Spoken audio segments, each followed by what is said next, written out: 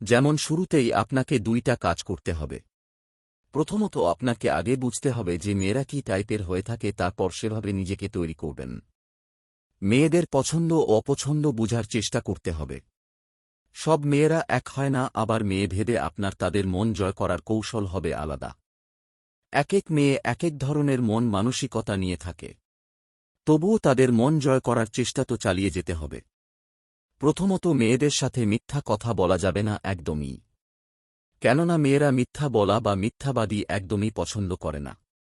তাই মেয়েদের মন জয় করতে চাইলে প্রথমেই তাদের সাথে মিথ্যা বলা বাদ দিতে হবে। আপনাকে সব সময় পরিপাটি ও স্মার্ট ভাবে থাকতে হবে ও স্মার্টলি কথা বলতে হবে, যেন সে আপনার কথায় মুগ্ধ হয়ে যায়।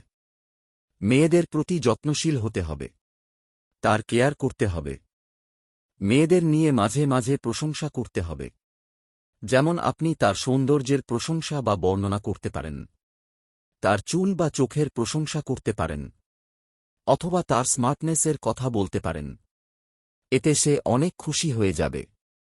তাদের সম্মান দেখাতে হবে। যেমন আপনি একটা নারীকে খুব সম্মান করেন, যেমন আপনার মা অথবা বোন, এভাবেই তাকে নারী হিসেবে মর্যাদা দিতে হবে। মেয়েদেরকে স্পেশাল ফিল করানোর চেষ্টা করতে হবে। যেমন তার birthday, Valentine's day, friendship day ইত্যাদি স্পেশাল দিনগুলোতে তাকে একটু ভিন্নধর্মীভাবে উইশ বা ট্রিট করতে হবে। তাকে বোঝানোর চেষ্টা করতে হবে যে সে আপনার কাছে স্পেশাল। এসব বিশেষ দিনগুলোতে তাকে নিয়ে ঘুরে আসতে পারেন বা দিতে পারেন আপনার সাধ্যের মধ্যে থাকা কোনো গিফট। তাকে ইমোশনালি খুব বেশি সাপোর্ট করতে হবে, বিশেষ করে তার মন খারাপ থাকলে বা কোনো হেল্প লাগলে। এছাড়াও বন্ধুসুলভ ও স্বার্থহীন একটা আচরণ করতে হবে। সাহায্য করতে পারেন তাকে তার যে কোনো কাজে, এমনকি তার পড়ালেখায় ও শুনে নিতে পারেন তার পছন্দ বা অপছন্দের জিনিসগুলো। তাকে খুশি করতে কিনে দিতে পারেন একটা গোলাপ বা বেলি ফুলের মালা অথবা রেশমি চুড়ি। রোমালি এসব করলেই মেয়েদের মন জয় করা যাবে। তাছাড়া কিছু কিছু মেয়ের মন জয় করতে হলে এগুলোর পাশাপাশি তাকে আইসক্রিম, ফুচকা, চটটি, চকলেট, বার্গার, পিৎজা বা পাস্তা ট্রিটের মাধ্যমেও মন জয় করতে পারেন।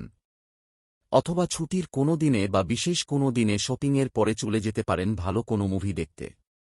নিয়ে যেতে পারেন দূরে কোথাও লং ড্রাইভে, অথবা ঘুরে আসতে পারেন ভালো কোনো রিসোর্ট থেকে।